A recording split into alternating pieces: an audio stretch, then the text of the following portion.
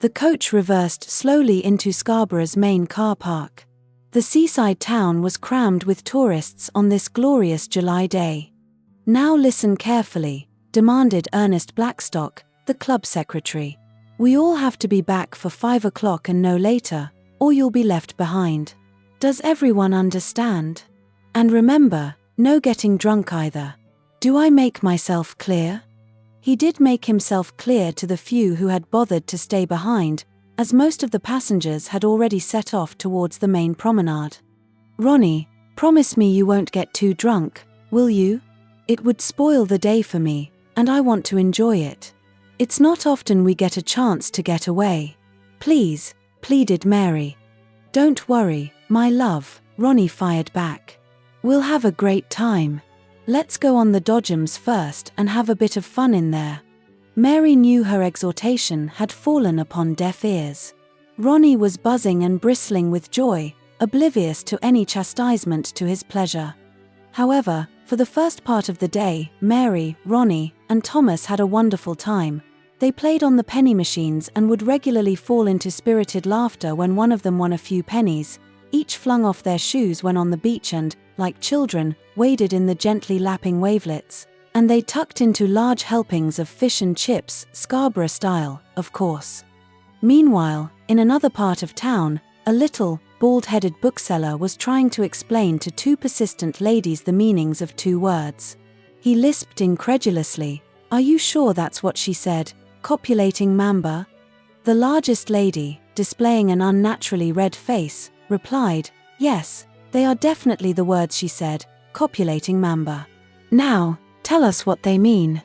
With extreme decorum, the words were explained to the eagerly listening ladies by the uncomfortable bookseller. The two women then staggered out of the shop. As the afternoon wore on, Ronnie, Thomas, and Mary bumped into a small bunch of men from Scardale who were off to the pub for a pint. "You wanted to have a game of bingo earlier, Mary love, and you know I don't care for it, so why don't you have a game, and I'll have a couple of pints with the lads from the pit."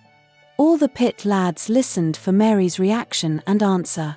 Mary's first reaction was to say no, but she felt a sort of intense pressure from that laddish lot, and, against her will, she reluctantly agreed. "What the hell, he'll only throw a strop, and I can't do with him whinging," she thought. "Are you sure you don't mind, Mary?" Thomas asked to one side. "Yes, Thomas, thanks. I like a game of bingo, and I'll be fine. Keep an eye on Ronnie, though, and make sure he doesn't get too drunk as the bus leaves in a few hours." "I'll do my best, Mary. See you later." Thomas, Ronnie, and the pit lads headed with gusto to the nearest pub, whilst Mary turned around and headed in the direction of Scarborough's biggest bingo hall, the Bingo Bam Bam. On the way there, Mary literally bumped into Daisy Doodeck, waddling the other way with a cream donut in her face. "Hiya, Mary. Where are you going?" "I'm off for a game of bingo, as Ronnie's gone down the pub with a few mates. Do you want to come along and we'll share?"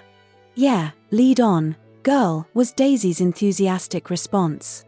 And off they went arm in arm, Daisy Doodeck with her 20-stone-something covered in the fantastically coloured dress, which had shamefully failed to conceal much above her knees, and Mary Hardaker with a beehive haircut to die for.